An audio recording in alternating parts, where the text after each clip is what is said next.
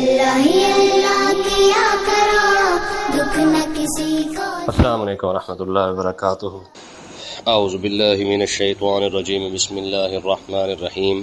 Islam in our life, یہ ایک اسلامی یوٹیوب چینل ہے جس پہ مفتی سجاد حسین قادری صاحب روزانہ درس قرآن پاک ترجمہ اور تفسیر بیان فرماتے ہیں۔ اس چینل کی ویڈیو کو لائک، چینل کو سبسکرائب اور بیل آئیکن کو پریس کر کے اور ویڈیوز کو دیکھ کے آپ اپنی دنیا اور آخرت کو سنوار سکتے ہیں۔ یا اہل الکتاب قد جاءکم رسولنا یبین لکم کثیرا مما کنتم تخفون من الکتاب ویعفو عن کثیر قد جاءکم من اللہ نور وکتاب مبین۔ پیچھے بات چل رہی تھی کہ اللہ تبارک و تعالی نے بنی اسرائیل سے بھی وعدہ لیا تھا، انہوں نے بھی توڑ دیا، یہودیوں سے وعدہ لیا، انہوں نے بھی توڑ دیا۔ تو جو وعدے کس بات کے تھے؟ جو احکامات اللہ تعالی نے انہیں عطا فرمایا تھے بھی تم نے یہ کام کرنا ہے، نماز، روزہ، حج، زکوٰۃ کا۔ تو جب ان سے وعدہ لینے کے بعد انہوں نے جب وعدہ پورا نہ کیا تو پچھلی آیتوں کے اندر اللہ تعالی نے فرمایا ہم نے ایک تو ان کو سزا دی ہے۔ کون سی سزا تھی؟ ایک تو ان پر لعنت کی، اور دوسرا ان کے دل سخت کر دیے، اور تیسرا جو وجہ بنی ہے وہ یہ ہے کہ انہوں نے تورات کو یہودیوں نے بھلا دیا تھا اور عیسائیوں نے انجیل کو بھلا دیا۔ اب اس سے آگے اللہ تبارک و تعالی نے اسی بات کو آگے بیان فرمایا ہے، فرمایا یا اہل الکتاب، فرمایا کہ اے اہل کتاب، یہودی اور عیسائی، ٹھیک ہے، فرمایا کہ اے اہل کتاب، تم نے کیونکہ اپنے اپنے حصے تو بھلا دیے، اپنی کتاب کو بھی بھلا دیا ہے، اپنے احکامات کو بھی بھلا دیا ہے، فرمایا کہ پھر بھی دیکھیں سزا دے دی گئی ہے، ان کے دل بھی سخت ہو چکے ہیں، لیکن پھر بھی رب کی خیر خواہی دیکھیں، رب کا کرم دیکھیں۔ فرمایا یا اہل الکتاب، فرمایا اے اہل کتاب، عیسائی اور یہودیوں، اگرچہ تم رحم کے قابل نہیں کہ تم نے بڑے بڑے گناہ کیے ہیں، اپنی کتاب اپنے نبیوں کے ساتھ تم نے غداری کی ہے، لیکن پھر بھی رب کا کرم دیکھیں۔ فرمایا قد جاءکم رسولنا، پھر بھی تمہارے پاس ہمارا رسول آ گیا ہے، ٹھیک ہے جی۔ بندے کی ایک غلطی ہو جائے نا تو دوسری بار موقع نہیں دیتا، ٹھیک ہے۔ فرمایا تم نے کتنے کتنے گناہ کیے ہیں، کتنے کتنے انبیاء کو شہید کیا ہے، اپنی کتابوں کے ساتھ، اپنے نبیوں کے ساتھ تم نے غداری کی ہے، لیکن پھر بھی اللہ نے کرم کیا فرمایا؟ فرمایا یا اہل الکتاب، اے اہل کتاب، قد جاءکم رسولنا، تمہارے پاس اللہ کا رسول آیا ہے، ٹھیک ہے۔ یبین لکم کثیرا مما کنتم تخفون من الکتاب، اچھا وہ نبی کرتا کیا ہے اس کے بارے میں بیان فرمایا۔ فرمایا یبین لکم کثیرا، فرمایا کہ بہت سارے وہ باتیں بیان کرتا ہے، مما کنتم تخفون من الکتاب، جو کتاب سے تم نے چھپا دی تھی۔ تم نے تو بڑی کتابوں کے اندر بڑے بڑے مسئلے کو چھپایا ہے، ٹھیک ہے۔ رجم کی آیت تھی تورات کے اندر بھی اور انجیل کے اندر بھی، ٹھیک ہے۔ رجم کا مطلب سنسار کرنا، ٹھیک ہے۔ تو جب یہودیوں کی کسی وی آئی پی نے چوری کر لی نا عورت نے، تو یہودیوں نے کہا جی مطلب ہے کہ کیونکہ یہ پاکستانی قانون لاگو ہوتا ہے تو انہوں نے کہا جی امیروں کے لیے قانون اور ہے اور غریبوں کے لیے اور ہے، تو لے کے گئے وہ یہودیوں کے پاس، انہوں نے کہا جی ہماری وی آئی پی نے چوری کر لی ہے، تو کیا کریں اس کا؟ انہوں نے کہا جی 2-4 دے کے پکا پکو کے فارغ کر دو، یعنی کچھ لے دے کے فارغ کر دے، ٹھیک ہے۔ اب وہ جب جس کی چوری ہوئی تھی تو وہ اس پر راضی نہ ہوا، تو اس نے کہا جی بات یہ ہے، کیونکہ جب آقا علیہ الصلوۃ والسلام مدینہ طیبہ تشریف لے کے گئے تھے نا، اب دیکھیں ذرا سیاسی پہلو بھی دیکھیں، حضور علیہ الصلوۃ والسلام کلی طور پر پورے مدینے کے حاکم اعلیٰ تھے۔ مدینہ منورہ کے اندر یہودی بھی تھے اور یہاں پہ جو ہے وہ سارے وہ لوگ موجود تھے، تو فرمایا کہ یہاں پہ کوئی بھی جھگڑا ہوگا، اس جھگڑے کا فیصلہ اگر حتمی طور پر قبیلے نہ کر سکے تو آخری جو فیصلہ ہوگا وہ آقا علیہ الصلوۃ والسلام کا ہوگا۔ اور انہوں نے کہا بھی سیدھی سی بات ہے، ہمارے پاس کیونکہ حاکم اعلیٰ موجود ہے، ٹھیک ہے، کیونکہ پہلے عبداللہ ابن ابی کو بنانے لگے تھے، پھر آقا علیہ الصلوۃ والسلام تشریف لے آئے، تو اب کیونکہ عبداللہ ابن ابی کی تو کھاتے ختم ہو گیا، اب کیونکہ حاکم اعلیٰ حضور تھے تو اب مجبوراً چاروں نچار جو ہے وہ جناب ان کو آقا علیہ الصلوۃ والسلام کے پاس آنا پڑا۔ جب یہودی آقا علیہ الصلوۃ والسلام کے پاس آئے اور آ کے عرض کی، انہوں نے کہا جناب ہمارے تو وزیر کی بیوی نے چوری کر لی ہے، تو اب آپ ہمارے درمیان فیصلہ فرما دیں۔ تو آقا علیہ الصلوۃ والسلام نے ارشاد فرمایا اس طرح کرو، کیونکہ تم اہل کتاب ہو، یہودی ہو، تم اپنی کتاب لے آؤ، میں تمہاری ہی کتاب سے فیصلہ کر دیتا ہوں، کل کو تمہارے پاس یہ اعتراض نہ رہے کیونکہ جی ہم تو اہل کتاب تھے، اپنی کتاب ماننے والے تھے، انہوں نے اپنی کتاب کے مطابق فیصلہ کیا ہے۔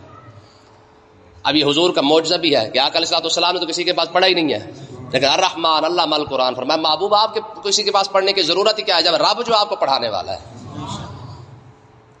تو جب وہ اپنی اہل کتاب جو یہودی کتاب لے کے آ گئے، اب ان کی خباثت دیکھیں، جہاں چوری کی سزا لکھی تھی وہاں پہ ہاتھ رکھ دیا. حضور نے فرمایا نکالو کتاب. جب وہ کھولی کتاب تو جو جہاں پہ چوری کی سزا لکھی تھی ہاتھ کاٹنے والی, تو انہوں نے کیا کیا, اس پہ وہاں پہ ہاتھ رکھے. حضور علیہ الصلوۃ والسلام نے فرمایا ہاتھ ہٹا.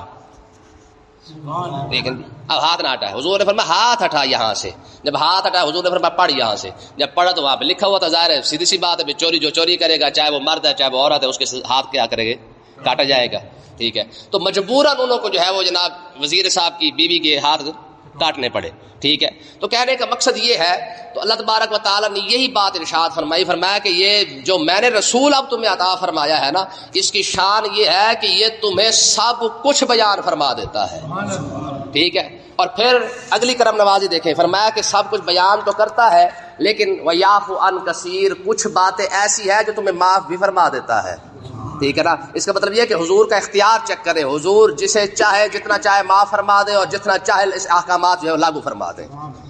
اب جو ایک بہت بڑا کٹا مسلمانوں نے آپس میں کھولا ہوا تھا, اس کو ذرا یہاں پہ ذرا چیک کریں ذرا. فرمایا قد جاءکم من اللہ نور و کتاب مبین. فرمایا تمہارے پاس اللہ کی طرف سے نور بھی آ گیا اور روشن کتاب بھی آ گئی. ذرا بس بات کو سمجھے ذرا. کٹا انہوں نے کیا کھولا مسلمانوں نے, یہ آیت کس کے بارے میں نازل ہو رہی ہے, اس کے مخاطب کون ہے, یہودی اور عیسائی. کلام کس سے ہو رہا ہے, یہودیوں سے اور عیسائیوں سے ہو رہا ہے نا. یعنی پیچھے جو بات چلتی آ رہی ہے اسی کلام کو آگے جاری رکھا جا رہا ہے. یعنی اللہ تعالیٰ کا جو خطاب ہے, اللہ تبارک و تعالیٰ سے جو مخاطب ہے اللہ تعالیٰ کے, وہ تو یہودی اور عیسائی ہیں.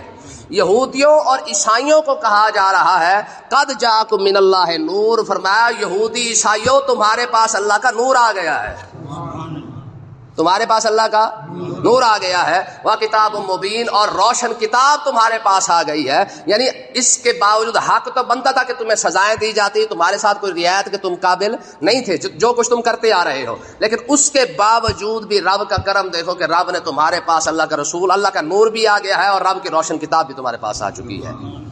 چلو اس کی طرف تو بعد میں آتے ہیں, لیکن پہلے ذرا مسئلے کو غور سے سنیں. اس آیت کو نازل کیا گیا یہودی اور عیسائیوں کے لیے. ٹھیک ہے, یہودیوں اور عیسائیوں کو کہا جا رہا ہے کہ تمہارے پاس اللہ کا نور آیا ہے. بتاؤ مسلمان آپس میں کیوں لڑ پڑے؟ بات ہے نا غور فکر کرنے والی. اس آیت کے تو مخاطب ہی یہودی اور عیسائی ہے, اور قیامت کے دن رب اسی بات کو ہی آگے مسلمانوں کے رکھ دے کہ میں نے تو یہ آیت نازل ہی یہودی اور عیسائیوں کے لیے کی ہے, تم نے آپس میں مناظرے کیوں کیے, تم آپس میں کیوں لڑ پڑے؟ کیوں جی, ہے نا سوچنے والی بات.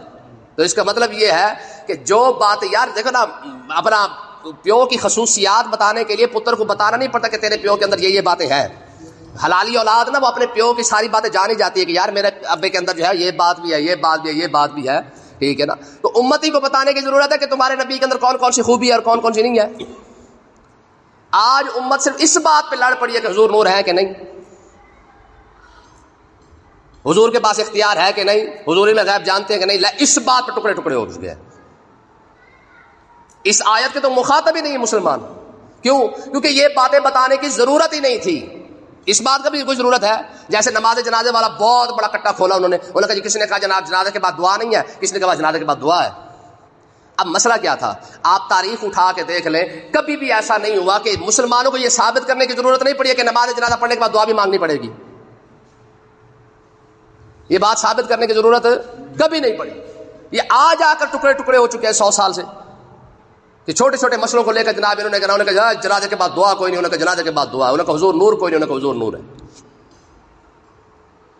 تو اب دیکھیں رب نے جن کے لیے آیت نازل فرمائی ہے وہ چپ کر کے بیٹھے ہوئے ہیں, اور مسلمانوں نے اس بات پر مناظرے پہ مناظرہ ٹھا مناظرہ لگا دی. چلو بھی لو جی, ایک نے اسی بات کو ثابت کر دیا کہ حضور نور ہی کوئی نہیں. یار ایک منٹ کے لیے آقا علیہ الصلوۃ والسلام کی خصوصیات بتانی چاہیے یا حضور کے اندر یہ کون سا امتی ہے جو یہ بتاتا پھرتا ہے ہمارے نبی کے پاس یہ بھی کوئی نہیں, ہمارے نبی کے پاس یہ بھی کوئی نہیں. یہ بکریوں والا مسئلہ ہے نا, آقا علیہ الصلوۃ والسلام نے بکریاں چرائی ہیں, اس میں کوئی شک نہیں ہے, بلکہ آقا علیہ السلام نے ارشاد فرمایا ہر نبی نے چرائی ہے نا. ٹھیک ہے, اور یہ بھی ایک حکمت ہے کہ نبی بکریاں کیوں چراتا ہے. ٹھیک ہے, کیونکہ سب سے پہلے نبی کی ٹریننگ کی جاتی ہے کہ بکریاں کیونکہ سرکش ہوتی ہیں, ادھر سے بلاؤ گے تو ادھر بھاگ جائیں گی, ادھر سے نکالو گے ادھر بھاگ جائیں گی, تو غصہ تو آٹومیٹک آتا ہے. ٹھیک ہے نا جی. تو اس لیے نبی کو پہلے بکریوں پر لگا دیا جاتا ہے کہ تاکہ اس کا غصہ مر جائے. ایسا نہ ہو کہ کوئی امتی گناہ کرے اور فوراً ہاتھ اٹھا رہے کہ مالک اس کو برباد کر, تاکہ اس کا حوصلہ جو ہے وہ ایک بار بڑا ہو جانا چاہیے. اس لیے نبی کو پہلے بکریوں پر لگا دیا جاتا ہے. لیکن آپ حیران ہوں گے اس بات پہ کہ آقا علیہ الصلوۃ والسلام نے بھی بکریاں چاہیے ہیں. موسیٰ علیہ الصلوۃ والسلام کے چرانے کا تو مطلب ہے کہ قرآن پاک کے اندر بھی موجود ہے, ٹھیک ہے, کہ ان کی ڈیوٹی لگا دی گئی تھی. تو کہنے کا مقصد یہ ہے اگرچہ نبیوں نے بکریاں چرائی ہیں لیکن علماء نے منع فرمایا کہ یہ کوئی شان کوئی نہیں آقا علیہ الصلوۃ والسلام کی کہ ممبر پہ کھڑے ہو کے خطیب بیان کر ہمارے نبی نے بکریاں چرائی ہیں. مسئلہ سمجھ آیا کوئی نا؟ یعنی یہ کوئی شان تھوڑی ہے. ہاں تم وہ بات بیان کرو جس میں تمہارے نبی کی شان نظر آئے. اگرچہ سچ ہے, ٹھیک ہے, اس میں کوئی بات نہیں ہے, لیکن اگر خطیب کھڑا ہو کے ممبر پہ بکرے چرانے کی بات کر رہا ہے تو فرمایا کہ اگر کوئی بھی غیر مسلم کھڑا ہو کے اٹھ کے کہہ رہے ہو نا کہ واہ بھی واہ تمہارا نبی تو بکرے چراتا رہا ہے. گل سمجھ نا؟ تو یہ مسئلہ تھا. اللہ تبارک و تعالیٰ نے ارشاد فرمایا اہل کتاب یہودی اور عیسائیوں تمہارے پاس میرے نبی کا نور آیا ہے, میرا نبی جو ہے نور بن کے آیا ہے. اور پھر مزیداری کی بات یہ ہے, اس کے اوپر علامہ خازن رحمۃ اللہ علیہ, یہ بہت بڑے محدث گزرے ہیں, امام جلال الدین سیوطی رحمۃ اللہ علیہ, امام ساوی رحمۃ اللہ علیہ, ٹھیک ہے, فقیہ ابو اللہ سمرقندی رحمۃ اللہ علیہ, حضرت ملا علی قاری رحمۃ اللہ علیہ. تو ان سب سے بڑھ, یہ سارے بزرگ کہتے ہیں کہ اس یہاں پہ قد جاءکم من اللہ نور سے مراد حضور کی ذات ہے. ٹھیک ہے, یہ تب کی بات ہے جب بریلوی اور دیوبندی والا رولا ہی کوئی نہیں تھا. ٹھیک ہے, امام جلال الدین سیوطی نے کہا, اور آپ سے پوچھا گیا جی نور سے مراد ہوا ہوا نبی صلی اللہ علیہ وسلم, میں نور سے مراد حضور کی ذات ہے. علامہ خازن کہتے ہیں نور سے مراد حضور کی ذات ہے. فقیہ ابو اللہ سمرقندی کہتے ہیں نور سے مراد حضور کی ذات ہے. علامہ صاوی کہتے ہیں حضور نور سے مراد حضور کی ذات ہے. ٹھیک ہے, اب آگے ملا علی قاری رحمۃ اللہ علیہ فرماتے ہیں, آپ فرماتے ہیں نور سے مراد حضور کی ذات بھی ہے اور قرآن سے مراد بھی حضور کی ذات ہے, کچھ کتاب سے مراد بھی حضور کی ذات ہے. ملا علی قاری تو اس بھی آگے کی بات کر رہے ہیں. اب یہ سارے بزرگ وہ ہیں, یہ تب کے ہیں جب نہ دیوبندی تھا نہ بریلوی تھا. کیا کریں گے؟ کوئی دیوبندی بتائے. یہ سارے وہ بزرگ ہیں جو آج سے 500-700 سال پہلے کے ہیں. سارے کہہ رہے ہیں کہ جناب حضور سے نور سے مراد حضور کی ذات ہے. بریلوی نہیں ہے, دیوبندی بھی نہیں ہے, اور مزیداری کی بات یہ کہ بر صغیر کا تو وہابی بھی کوئی نہیں ہے. امت کو انہی لفظوں پر ٹکڑے ٹکڑے کر دیا گیا. یار کتنے سے مسئلے تھے, حضور کے پاس علم غیب ہے کہ نہیں, اسی بات پہ 2 ٹکڑے ہو چکے ہیں. حضور کے پاس اختیار ہے کہ نہیں, اسی بات پہ 2 ٹکڑے ہو چکے ہیں. تو قیامت کے دن یہودی اور عیسائی بھی کھڑے ہوں اور دیوبندی بریلوی اور وہابی بھی سارے کھڑے ہوں اللہ کے بارگاہ اقدس کے اندر, رب اتنا ہی فرما دے, فرمایا میں نے تو یہ بات کی یہودی اور عیسائیوں کے ساتھ تھی, تم نے آپس میں اس بات پر ٹکڑے ٹکڑے کیوں ہو گئے؟ کوئی جواب ہے کسی کے پاس؟ دیکھیں نا جی, میں آپ سے کوئی بات کروں, آپ میرے ساتھ کوئی بات کریں, یہ تو سمجھ بھی آتی ہے. یہ بات ہی میں تیسرے بندے سے کر رہا ہوں اور اٹھ کے میں آپ کے گل پڑ جاؤں یا آپ میرے گل پڑ جاؤ, تو کوئی بندہ اس بات کا. تو جس آیت کو مخاطب ہی دوسرے لوگ ہیں, اسی آیت کو مسلمانوں نے اٹھا کے آپس میں ٹکڑے ٹکڑے ہو چکے ہیں. آگے دیکھیں جی, قد جاءکم من اللہ نور, فرمایا اہل کتاب یہودی اور عیسائیوں تمہارے پاس تو رب کا نور آ چکا ہے. ٹھیک ہے, وہ کتاب مبین, اور تمہارے پاس روشن کتاب آ چکی ہے. اب اس کے اندر ایک اور مسئلہ بھی دیکھ لیں, نور ایک الگ شے ہے اور کتاب الگ شے ہے. جیسے مثال کے طور پر یہ کہہ دیا جائے کہ زید آیا اور بکر بھی آیا, اس کا مطلب یہ ہے کہ یہ 2 بندے ہیں. درمیان میں واو بتا رہی ہے نا, اور بتا رہا ہے کہ یہ 2 بندے ہیں. ٹھیک ہے, تو یہاں درمیان میں واو موجود ہے, یہ بتا رہی ہے قد جاءکم من اللہ نور و کتاب. اس کا مطلب یہ ہے کہ یہ 2 چیزیں بیان کی گئی ہے. ٹھیک ہے, اور دونوں سے مراد کیا ہے؟ علماء فرماتے ہیں کتاب مبین سے مراد قرآن مجید ہے اور نور سے مراد حضور کی ذات ہے. آپ آئیں ذرا اس مسئلے کی طرف. فرمایا یہدی بہ اللہ, فرمایا اللہ تعالیٰ اس سے ہدایت عطا فرماتا ہے. اس سے کس سے؟ حضور علیہ الصلوۃ والسلام سے یا قرآن پاک سے. ٹھیک ہے جی, دونوں چیزیں پیچھے بیان ہوئی ہیں. فرمایا کہ یہدی بہ اللہ, اللہ تعالیٰ قرآن سے ہدایت عطا فرماتا ہے یا آقا علیہ الصلوۃ والسلام کے ذریعے سے ہدایت عطا فرماتا ہے. کس کو عطا فرماتا ہے اس کا جواب دے گے. فرمایا من اتبع رضوانہ, جو اس کی رضا تلاش کرنے کے لیے کوششیں کرے رب اسے ہدایت عطا فرماتا ہے. اور جو کہ جی آپے دے گا یار کمال کی بات. فرمایا سبل السلام, فرمایا ہم سلامتی کے راستے اسے ہی دکھاتے ہیں جو اس کی طرف کوشش کرتا ہے, اور جو کوشش نہ کرے اسے. دیکھیں دنیا کا کوئی کام آپ بتائیں کہ جو کام بغیر محنت کے آپ کے گھر آ جائے. پیسہ کمانے کے لیے محنت کرنی پڑتی ہے, دولت کمانے کے لیے, شہرت کمانے کے لیے, عزت کمانے کے لیے, سب کچھ کے لیے محنت کرنی پڑتی ہے. تو ہدایت ویلے مل جاتی ہے. تو جو لوگ یہ کہتے ہیں نا جی مطلب آپ پہ ہی دے گا، تو یہ اس کا آپ پہ کا جواب دیا گیا ہے، میں رب ہدایت اسے دیتا ہے من اتبع رضوانہ سبل السلام، میں جو بندہ اس کی رضا حاصل کرنے کی کوشش کرتا ہے رب اسے ہدایت عطا فرماتا ہے۔ آپ دیکھیں نا جی پہلے لفظ یہ ہدی للمتقین، ہدایت متقین کے لیے، جو ہے ہی متقی اسے ہدایت کس بات کی؟ یہ لفظ ہے نا ہدی للمتقین، ہدایت کس کے لیے؟ متقین کے لیے۔ بھئی ہدایت تو ہوتی ہے نا جو گمراہ بندہ ہو، جو راستے سے بھٹک چکا ہے، اس کے لیے تو ہدایت ہوتی ہے، یہ متقین کے لیے کون سی ہدایت ہے؟ جس کو پہلے ہی تو متقی کہہ رہا ہے اسے ہدایت کس بات کی؟ مطلب یہ ہے کہ جو اللہ کے راستے کے لیے کوشش کرتا رہتا ہے، اللہ اور رسول کی رضا کے لیے کوشش کرتا رہتا ہے، رب اسے ہدایت عطا فرما دیتا ہے۔ یہی وجہ کہ آج ہماری قوم لگی پھرتی ہے نا، رب ہدایت نہیں دیتا، کیوں؟ کیونکہ وہ ڈھونڈتے ہی نہیں، انہوں نے کبھی کوشش ہی نہیں کی ہے۔ ہاں جو کوشش کرتا ہے، محنت کرتا ہے، رب ہدایت اسی عطا فرماتا ہے۔ آپ دیکھیں پیچھے آپ تاریخ اٹھا کے دیکھ لیں، ہمارے بزرگ جب پڑھنے جاتے تھے نا، 8 سال 10 سال 20 سال 15 سال جب وہ پڑھتے، اچھا پڑھائی کے فارغ ہونے کے بعد وہ کوشش کرتے یار کوئی ایسا مرد ڈھونڈو جس کے ساتھ لگ کے کوئی تھوڑی سی رب کی معرفت بھی حاصل کر لے۔ ایسے ہوتا تھا۔ بابا فرید رحمۃ اللہ علیہ ملتان آپ مسجد میں بیٹھ کے پڑھ رہے تھے، جب حضور خواجہ قطب الدین بختیار کاکی رحمۃ اللہ علیہ تشریف لائے نا، خواجہ قطب تشریف لائے، تو اس وقت آپ کتاب پڑھ رہے تھے۔ فرمایا ہاں میاں کیا پڑھ رہا ہے؟ کہا جی کافی پڑھ رہا ہوں۔ فرمایا اللہ کرے گا تجھے کافی ہو جائے گی۔ ٹھیک ہے۔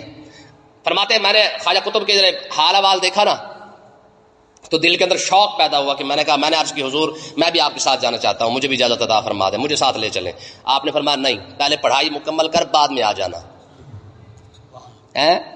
ہمارے ویلے کلندر لگے پھرتے ہیں جن کو سارا کچھ تنجے کا بھی طریقہ نہیں جاتا ہے، وہ بھی پہنچے ہوئے ہیں۔ فرمایا نہ، پہلے علم حاصل کر بعد میں آنا میرے پاس۔ پھر گئے، علم حاصل کرنے کے بعد جا کے جناب خواجہ قطب کے پاس حاضر ہوئے، پھر آپ نے محنتیں کروائی ہیں، تب جا کے آپ باہر نکلے ہیں۔ تو اس کا مطلب یہ ہے کہ فرید گھر بیٹھے نہیں بنا ہے، فرید بننے کے لیے پہلے اتنی محنتیں کرنی پڑی ہیں۔ آپ ذرا غور کریں، چلے یہ تو پرانے لوگوں کی باتیں نا، آپ موجودہ دور کی ایک مثال دیکھیں۔ علامہ خادم حسین رضوی رحمۃ اللہ علیہ چند سالوں کی چمک ہے، ایسے ہے کہ نہیں ہے؟ آج سے 10 سال 15 سال پیچھے چلے جائیں کون جانتا تھا؟ لیکن یہ نہیں کہ یہ اچانک نہیں بندہ اٹھا ہے، اس کے پیچھے اس کی 30-35 سال کی محنت ہے، جو بیٹھ کے پڑھاتا رہا، ہزاروں شاگرد اس نے پہلے پیدا کیے۔ ٹھیک ہے نا جی؟ ہاں پیچھے جب محنت ہوتی ہے نا 15 سال 20 سال 30 سال جب یہ محنت ہوتی ہے، پھر جا کے اس محنت کو پھل لگتا ہے۔ اب دیکھیں نا آم کے بوٹے پر آم تب بھی لگتے ہیں جب وہ 14 سال پہلے گزار چکا ہوتا ہے۔ ایسے تھوڑی ہے کہ جناب کل آپ جو ہے اس کی گٹک شٹک لگا دیں اور پرسوں اس کے اوپر آم لگ جائے، ایسے کبھی نہیں ہوتا ہے۔ پہلے اسے آم کا درخت بننے کے لیے ایک عرصہ چاہیے، کہ محنت چاہیے، پھر اس کے بعد جا کے ہر سال اس پر پھل لگا ہوتا ہے۔ یہی وجہ ہے کہ ہمارے جتنے بھی علماء ہیں پہلے ان کو 15 سال 20 سال 30 سال محنت کے بعد جا کے اللہ تبارک و تعالیٰ نے چمک عطا فرمائی ہے۔ ٹھیک ہے، تو اللہ تعالیٰ نے ارشاد فرمایا کہ ہدایت صرف اس بندے کے لیے ہے جو محنت کرتا ہے، ویلے بیٹھے بندے کو رب ہدایت نہیں دیتا۔ یہ اصول یاد رکھے، ویلے بندے کو رب ہدایت دیتا ہی کوئی نہیں ہے۔ مسجد میں آنا کوئی نہیں ہے، نماز پڑھنی کوئی نہیں ہے، مسئلہ سیکھنا کوئی نہیں ہے، علماء کے پاس بیٹھنا کوئی نہیں ہے، رب ویلی ہدایت دے دے گا؟ ٹھیک ہے، ہماری قوم سانو رب آپ بخشا ہوا ہے، آپ ہدایت دیتی ہوئی ہے۔ ٹھیک ہے جی، امام شافعی رحمۃ اللہ علیہ کا قول ہے، آپ نے فرمایا کہ علم کے بغیر بندہ دعویٰ کرنے والا جو ہے وہ صوفی نہیں ہو سکتا، بے وقوف ہو سکتا ہے۔ فرمایا جو بندہ علم کے بغیر دعویٰ کرے نا کہ جی میں بڑا پہنچا ہوا ہوں، بندہ بے وقوف بندہ ہے۔ تو اللہ تعالیٰ کیا کرتا ہے؟ فرمایا یخرجہم من الظلمات الی النور، فرمایا کہ جو بندہ کوشش کرے رب اسے ہدایت بھی عطا فرماتا ہے، رب اندھیرے سے نکال کے نور کی طرف بھی لے جاتا ہے۔ ٹھیک ہے، کس بندے کو؟ جو کوشش کرے۔ ٹھیک ہے جی، کوشش کے بعد اللہ تعالیٰ اندھیرے سے نکالتا ہے۔ اندھیرا کیا ہے کہ ساری زندگی ABC پڑھتے پڑھتے گزر گئی ہے، پڑھاتے پڑھاتے گزر گئی ہے، لیکن رب نے نور کی طرف نہیں ہدایت عطا فرمائی۔ نور کیا ہے؟ اسلام نور ہے کہ نہیں؟ جسے ساری زندگی گزر گئی، جناب یہ پروفیسر ہے، یہ کیا ہے، یہ مرزا جہنمی ہے، یہ جناب جہلمی ہے، یہ وہ ایک ساحل بندہ ہے، 3 پیس پہنتا ہے، وہ خبیث، وہ کہتا ہے جی مطلب ہے کہ مولوی تو شاید کوئی نہیں ہے، باہو کہ مرزا جہنمی کہتا ہے مولوی شاید کوئی نہیں، ساحل ندیم کہتا ہے جناب اسلام جتنا مجھے سمجھ آیا کسی کو سمجھ نہیں آیا۔ ٹھیک ہے، اب جب ایسے 3 پیس والے لفنٹرے قسم کے جب اسلام سکھائیں گے تو نتیجہ کیا نکلے گا؟ وہ مرزا جہنمی ہے، اسے دیکھ کے قرآن پڑھنا نہیں آتا، اور دنیا اس کے جناب اس کے پیچھے لگی پھرتی ہے، اسے دیکھ کے قرآن پڑھنا نہیں آتا۔ کئی بار اس نے قرآن پڑھا، اسے دیکھ کے قرآن پڑھنا نہیں آیا. اور اسے پوچھ لے کہتے جی مولویوں کا کیا کمال ہے، مولوی ہم سے بڑا تو عالم ہی کوئی نہیں ہے. تو اللہ تعالیٰ نے ارشاد فرمایا یخرج من الظلمات الی النور، فرمایا رب ہدایت بھی اسے عطا فرماتا ہے جو کوشش کرے، اور نور کی چاشنی، نور کی لذت بھی اسے عطا فرماتا ہے جو کوشش کرے. ہاں باذنہ ویہدی الی صراط مستقیم، رب سیدھا راستہ بھی انہی کو عطا فرماتا ہے جو کوشش کرتا ہے. کوشش کے بغیر نہ رب نور کی چاشنی عطا فرماتا ہے، کوشش کے بغیر نہ رب سلامتی کا راستہ عطا فرماتا ہے، کوشش کے بغیر نہ رب سیدھا راستہ دکھاتا ہے. جو بندہ لگا پھر ایک آیت ہے خدا کی قسم یاد کر کے لوگوں کو سنا. جو لوگ کہتے ہیں جناب اللہ رب آپ ہی دے دے گا، آپ ہی کرم، سانو ضرورت کوئی نہیں ہے، یہ ساری آیت اس بات پر دلیل ہے کہ رب ہدایت صرف اسے دیتا ہے جو محنت کرتا ہے. محنت کے بغیر رب کسی کو ہدایت نہیں دیتا ہے. اللہ تعالیٰ سمجھنے کی توفیق عطا فرمائے.